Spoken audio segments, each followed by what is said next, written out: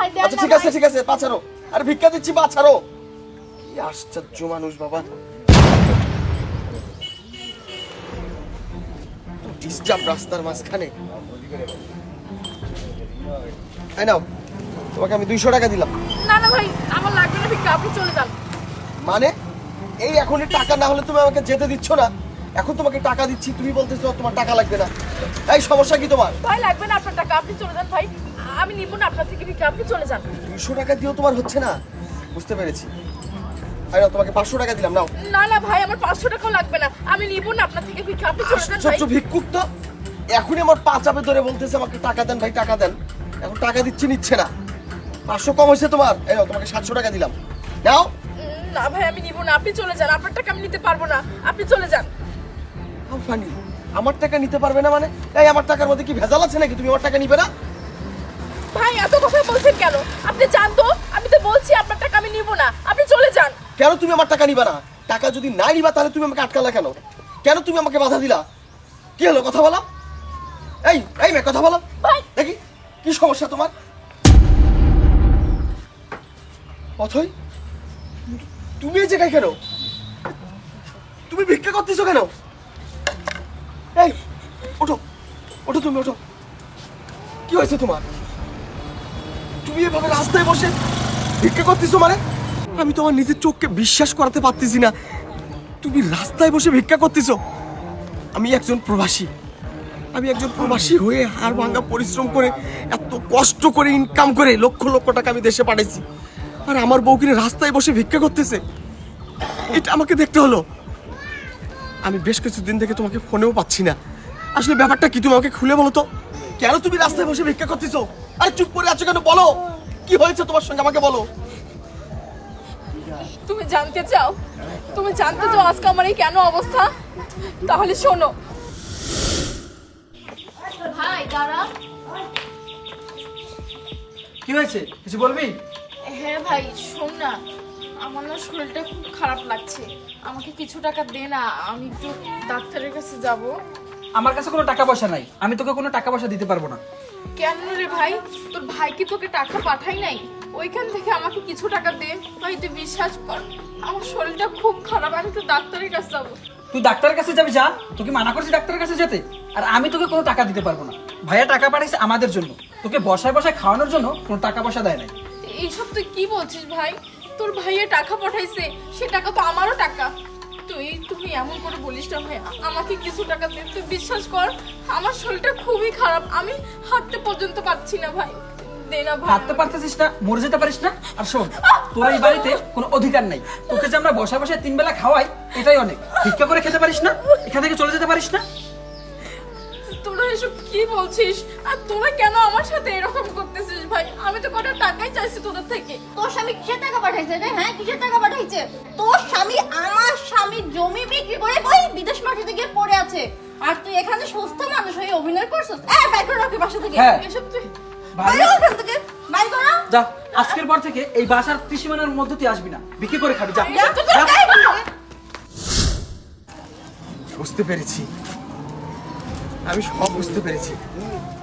ঠিক আছে, প্লেট হাতে নাও, চলো। ওর এত বড় সাহস! চলো তুমি আমার সঙ্গে।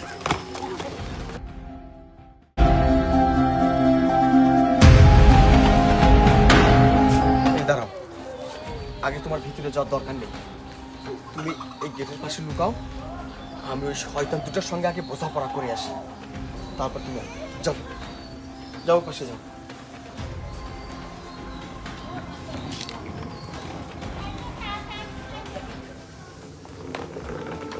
জিসান, প্রিয়া, অথই। আরে ভাইয়া, কেমন আছিস জিসান? প্রিয়া কেমন আছো তুমি? জি ভাইয়া ভালো আছো, আপনি ভালো আছেন? হ্যাঁ আমি অনেক ভালো আছি। কি খবর? অথই কোথায়? অথই ভাবি, ভাইয়া আমি তোমাকে লজ্জার কথা বলতে পারবো না। এই তুমি বলো। এই তুমি কে বললা? আমি এসব কথা বলতে পারি না কিছু, ওটা আমার ভাই না। আরে তোরা কি পাগল হয়ে গেছিস নাকি? এদিকে আয়, তুই এদিকে আয়। এই প্রিয়া এদিকে আসো। কি ঘটনা আমাকে বলতো ভাই, কি হয়েছে? অথই কোথায়? ডাক না তোর ভাবিকে, ডাক। আরে আমি তোদের জন্য অনেক কিছু নিয়ে আসছি, তো সবাইকে তো একসঙ্গে দিতে হবে। ভাইয়া ভাবিকে ডাকলেও ভাবি আসবে না, কারণ মানে? ভাবি তুমি বাইরে যাওয়ার কিছুদিন পরই একটা ছেলের সাথে রাতের অন্ধকারে পালিয়ে যায়। কি বলিস তুই?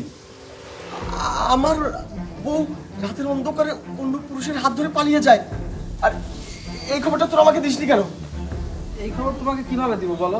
তুমি থাকো সেই দূর প্রবাসে, কত কষ্ট করে ইনকাম করো। তোমার যদি কিছু হয়ে যেত, তাই ভয়ে তোমাকে কিছু বলিনি। ও তাই না? সত্যি রে, তুই তো আমার আসলে অনেক আদরের ভাই। তুই আমাকে এত ভালোবাসিস, আমাকে নিয়ে তোর এত চিন্তা। আমি প্রবাসে থাকি, যদি তোর আমাকে এই খবরটা জানাইতি তাহলে হয়তো আমি অনেক কষ্ট পাইতাম। আমি প্রবাসে অনেক ছটফট করতাম, তাই তোরা বলিসনি, তাই না? আচ্ছা ভাইয়া, তুমি আমাদের জন্য কি এনেছো? হ্যাঁ হ্যাঁ, তোদের জন্য আমি অনেক কিছু নিয়ে এসেছি। প্রিয়া, তোমার জন্য অনেক বড় একটা সারপ্রাইজ আছে। তাই ভাইয়া? হ্যাঁ, হ্যাঁ। তুই দেখে দেখি। হ্যাঁ, দেখাবো। জিসান, একটু এদিকে আয় তো। লোক বেঈমান, অসভ্য, বিশ্বাসঘাতক। ভাইয়া আপনাকে এই চুপ! একদম কথা বলবো না তুমি, একদম কথা বলবো না। এই সংসারটা সুখের ছিল, এই সংসারটা শান্তির ছিল। যবে থেকে তুমি এই বাড়িতে আসছো, তবে থেকে এই বাড়িতে অশান্তি শুরু হয়ে গেছে। কি স্বার্থ আছে তোমার এখানে? এই কি দেয়নি তোদেরকে আমি? কোন জায়গায় তোদেরকে আমি অখুশি রেখেছি? যখন যা বলেছিস, যখন যা চেয়েছিস, আমি তোদেরকে সব দিয়েছি। আমি হাড় ভাঙা পরিশ্রম করে তোদের চাহিদা পূরণ করেছি, তোকে কোনো কর্ম করতে দেয়নি। সারাক্ষণ বাড়িতে বসে বসে থাকিস, খাস আর ঘুরে বেড়াস। তোর পকেট খরচটা আমি চালাই, তোর বইয়ের সমস্ত খরচ আমি চালাই। আর শেষমেশ তোরা কি করেছিস? আমার বউকে তোরা রাস্তায় নামাই দিয়েছিস, সে রাস্তায় বসে ভিক্ষা করে। এই চিত্র দেখার আগে আল্লাহ তুমি আমার মৃত্যু দিলে না কেন? কি করিনি তোদের জন্য আমি? বল কি করিনি? নিজের নামে যদি 1 শতক জায়গা কিনেছি, তুই ভাই তোর নামে আমি 1 শতক জায়গা দিয়েছি। নিজের নামে যদি একটা দোকান কিনেছি, তোর নামে আমি আর একটা দোকান কিনেছি। তার প্রতিদান তুই এইভাবে দিলি আমাকে?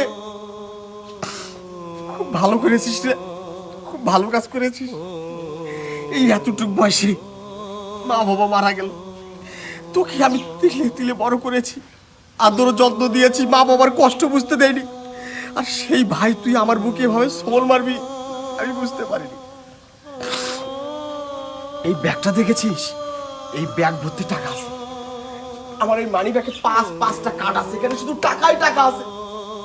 তুই যদি আমাকে বলতি ভাই আমার সব লাগবে, আমি হাসি মুখে তোকে দিতাম রে। অথই, আসো, তুই দেখ, আমি একজন প্রবাসী, লক্ষ লক্ষ টাকা আমি ইনকাম করি। আজকে আমার বউয়ের শরীরে একটা কাপড়, এই কাপড়টাকে পরে থাকার মতো সে রাস্তায় বসে ভিক্ষা করতেছে।